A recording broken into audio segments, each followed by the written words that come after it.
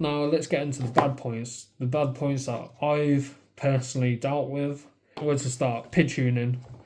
So if you connect your drone and your receiver, so your radio, together and plug it into your PC, you have to download the betafpv app, and that is on the website, because I've tried to connect it to Betaflight and with an old version and a new version and a version in between, and it's never picked it up. And I don't know if that's because my USB port is janky, the USB cable that they've given me is janky, the connector to the drone is janky. Could be a plethora of things, but it's almost like they've made it so beginner friendly that they don't want you connecting to Betaflight, which kind of sucks. But I mean, if you're a beginner, you don't really need to mess with that stuff. So yeah, pitch tunings. So on the betafpv app, it does give you an option to mess with the pitch tunings, but don't. Because I tried to, because I know a bit more about how to do stuff. So your pitch tunings are, don't quote me, there's a video about it, but I'm pretty sure the higher you put them, the more reactive the drone is to your inputs, and then you can like, yeah, whatever, I don't know. But do not mess with your pitch tunings, because I tried to do that and then I took off after saving them, and the drone wouldn't turn. It was just flying like this. It would go up, but it wouldn't do this, it wouldn't do this, it wouldn't do this. In the assisted mode, the sport mode and the manual mode. So I had to reflash it, which you don't want to be doing as a beginner, because reflashing is I thought it was kind of scary. And it's just a pain in the ass, really. So I had to reflash it twice, which was also kind of annoying. I wasn't really paying attention because it was like 9 p.m. I was tired and annoyed. So that wasn't fun. But finally it works. I've taken it for its maiden voyage, and she flies like a beaut. So yeah, pitch tunings. Do not mess with the pitch tunings.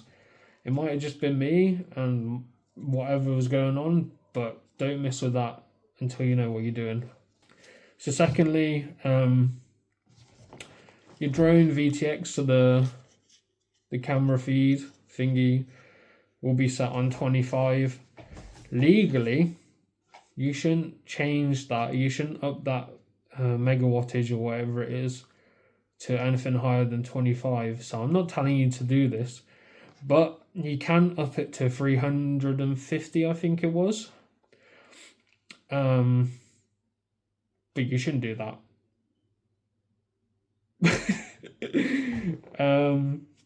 Legally. But if you do that, you get better signal, and this antenna is really crappy, so take that however you want. So you can up that. The signal on 200, which I definitely didn't put mine up to, was good. I took it to the edge of the park and took it back, and it's pretty solid, but you have to change that.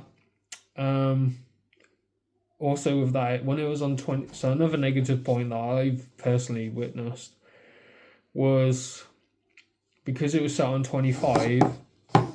Another thing I encountered was when you turn this on, you turn this on, turn your radio on, turn your drone on, press and hold that, and then the feed won't necessarily come on, so you press and hold this little knobbly button for 5 seconds and it will auto scan, it will find it.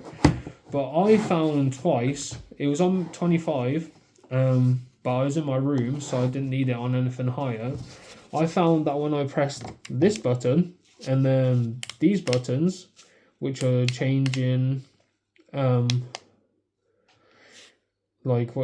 medium, fast for the assistant mode, the feed would go, and I don't know why. It wasn't sat for too long. This was fresh out of the box as well, so that was an issue that I found. So I don't know what's up with that.